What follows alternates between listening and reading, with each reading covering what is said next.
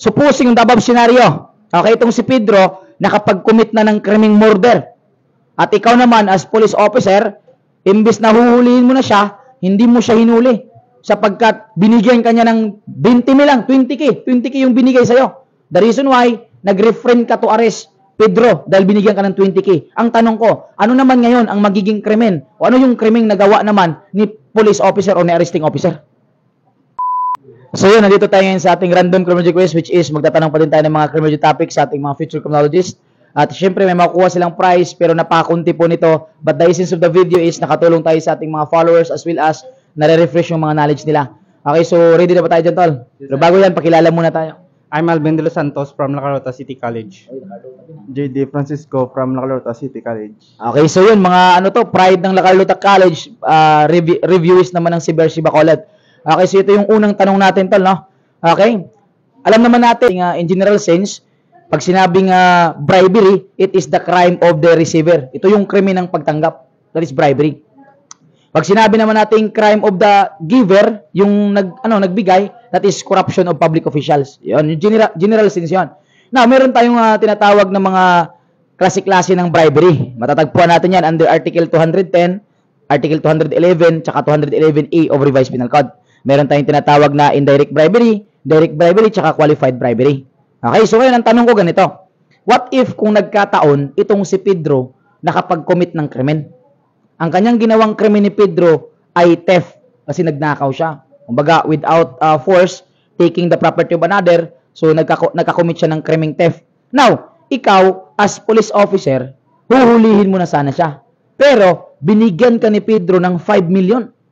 Nang sa ganun, hindi mo siya hinuli dahil binigyan ka. Ang tanong ko, ano yung nagawang krimen ng isang police officer na kung saan tumanggap ng 5 million para hindi arestuhin si Pedro na nakakommit ng krimeng theft? Ano yung magiging krimen niya na nagawa? Direct bribery, sir. Ikaw to. Direct bribery. Bakit direct bribery yun? Kasi ang hindi siya punishable ng reclusion perpetua. yung krimeng Yung krimeng theft. Okay, yun. That is true. That is correct po. Okay, dahil dyan, meron kayo muna, 20 pesos muna. Okay, yan ha. So, tama po yan. Okay, so, follow up ko siya dahil, follow up tayo.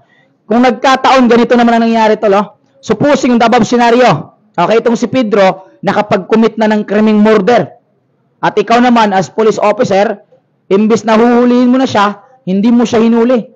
Sapagkat binigyan ka niya ng 20 lang, 20K. 20K yung binigay sa'yo. The reason why, nag-refrain ka to arrest Pedro dahil binigyan ka ng 20K. Ang tanong ko, ano naman ngayon ang magiging krimen? O ano yung krimeng nagawa naman ni police officer o ni arresting officer? Ang kaso niya, sir, is qualified bribery. Yung krimen is qualified bribery. Oo, sir. Qualified bribery, sir. Okay, bakit qualified bribery naman yung magiging krimen ni police officer? Kasi yung ginawa niyang krimen is murder. Ang punishable of reclusion perpetua. Okay, that is also correct. Okay, tandaan po natin. Okay, ito lang po para hindi po tayo malito.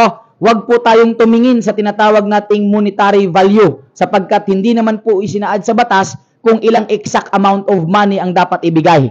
Ang sinabi lang po sa ating batas para papasok sa qualified bribery, ang sinabi po doon, a police officer refrain to arrest a person committed a crime punishable by reclusion perpetua because the said person give, promise, reward, or gift. Ang sinabi po doon, reward or gift. Tandaan po natin, kahit gaano man kalaki o kaliit ang pera, that is considered reward or gift.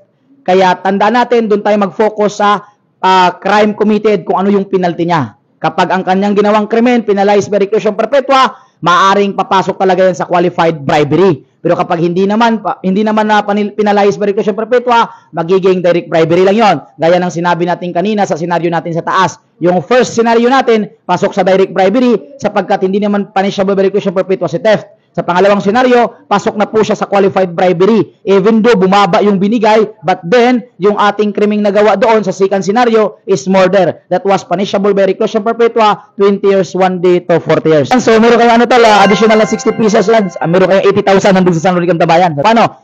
Thank you so much. And syempre, shout out nga pala tayo sa Sibersi Bacolod at sa lahat po ng mga staff dito. And syempre, shout out muna kayo. Baka ma-shout out kayo.